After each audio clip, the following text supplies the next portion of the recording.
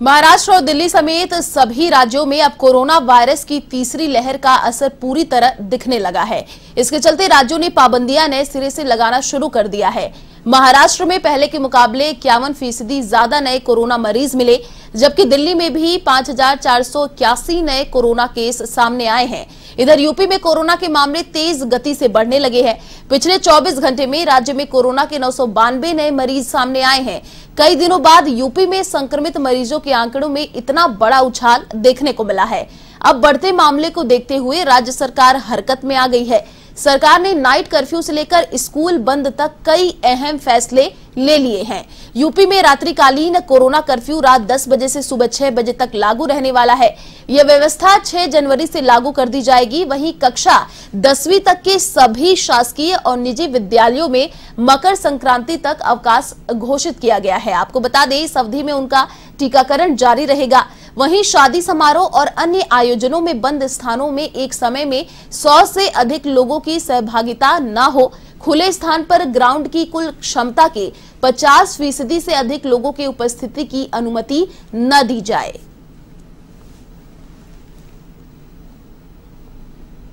तो कल से नाइट कर्फ्यू, मकर संक्रांति तक स्कूल बंद रहेंगे।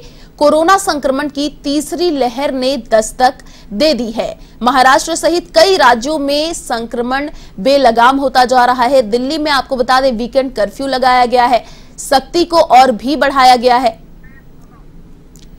और इसी खबर पर अधिक जानकारी के लिए संवाददाता लोकेश ओला हमारे साथ फोन लाइन पर जुड़ चुके हैं। जी लोकेश, देखिए, ओमिक्रॉन के केसेस लगातार बढ़ ही रहे थे देश में, अब कोरोना के भी केसेस लगातार बढ़ते जा रहे हैं। तीसरी लहर ने दस्तक दे दी है। महाराष्ट्र सहित कई राज्यों में संक्रमण बेलगाम होता जा रहा है।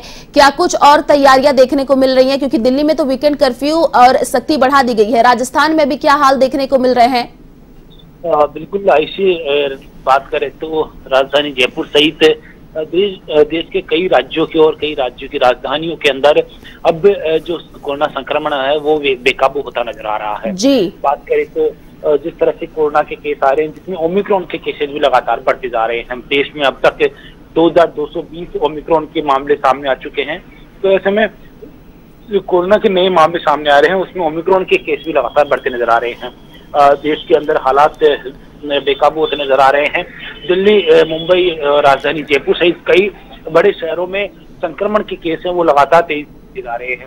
ऐसे में कई राज्य सरकारों की ओर से पाबंदियां लगातार बढ़ा दी गई है। दिल्ली के अंदर वीकेंड कर्फ्यू लगा दिया गया है। यूपी के अंदर कोरोना संक्रमण के 900 से अधिक मामले सामने आए हैं। उसको देखते हुए 14 जनवरी तक 10वीं कक्षा तक की स्कूलें बंद कर दी गई। साथ साथ अन्य कई पाबंदियां हैं वो भी लगाई गई है।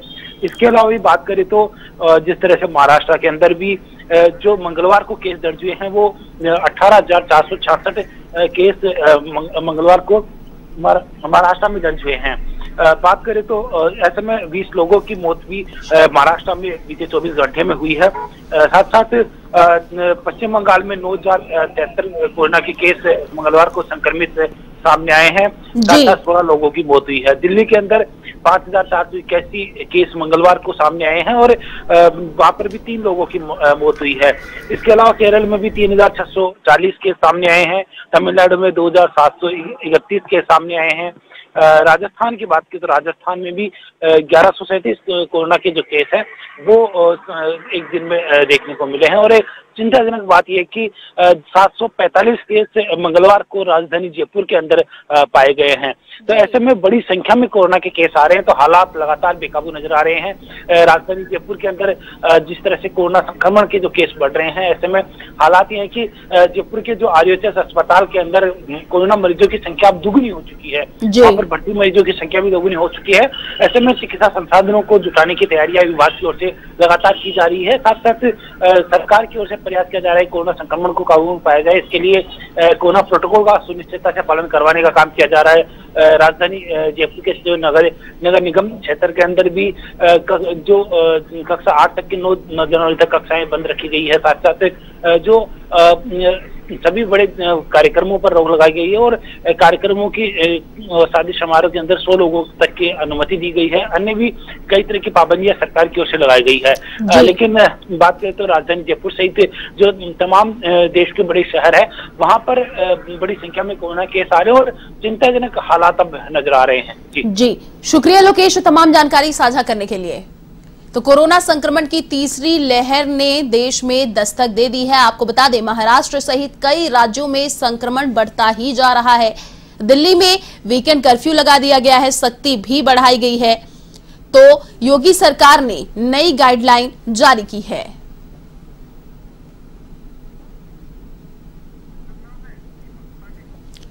और इसी खबर पर अधिक जानकारी के लिए लखनऊ से दीपक पांडे हमारे साथ फोन लाइन पर जुड़ चुके हैं। जी दीपक, देखिए ओमिक्रॉन के केसेस लगातार देश में बढ़ रहे हैं और अभी कोरोना के भी केसेस लगातार बढ़ते ही जा रहे हैं। दिल्ली में तो वीकेंड कर्फ्यू लगा दिया गया है, नाइट कर्फ्यू है और सख्ती भी बढ़ाई गई है। योगी सरकार ने नई गाइडलाइन जारी की है, लेकिन अगर यूपी की बात करें तो विधानसभा चुनाव नजदीक है, लगातार रैलियां होती जा रही हैं। तो अभी क्या कुछ देखने को मिल रहा है और योगी सरकार ने जो नई गाइडलाइन जारी की है, क्या इस पे रैलियों पे रोक लगेगी?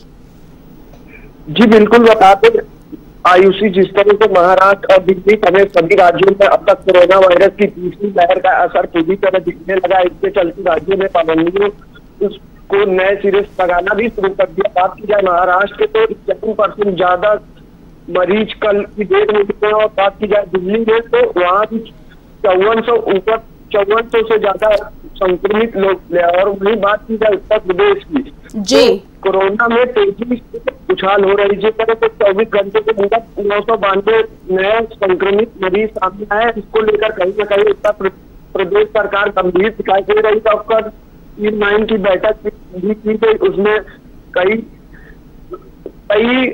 जारी किए गए। बात की जाए सरकार एक नाइट से लेकर तक अहम फैसले लिए हैं। यूपी में राष्ट्रीय कोरोना कर्फ्यू रात 10 बजे तक लागू रहेगा। और बात की जाए कक्षा 10 से सब शासकीय एवं विद्यालयों में मकर संक्रांति तक अवकाश भी घोषित किया गया। और आपने जो कहा कि चुनाव की बात तो जिस तरह से उत्तर प्रदेश में लगातार रही और कहीं न कहीं गंभीर विषय है जिसको लगातार कोरोना संक्रमितों की संख्या बढ़ रही, कहीं कहीं एक गंभीर स्थिति है। तो सरकार भी सोच रही है कि रैलियों को कम किया जाए और कोरोना से किस तरह से बचा जाए, इसी पर नए आदेश भी जारी है। तो बात की जाए रेस्टोरेंट की तो वहाँ भी 50% ही लोग मौजूद हो सकते हैं और शादी बारात में 100 से ज्यादा लोग तादाद नहीं कर सकते। जी शुक्रिया दीपक तमाम जानकारी साझा करने के लिए।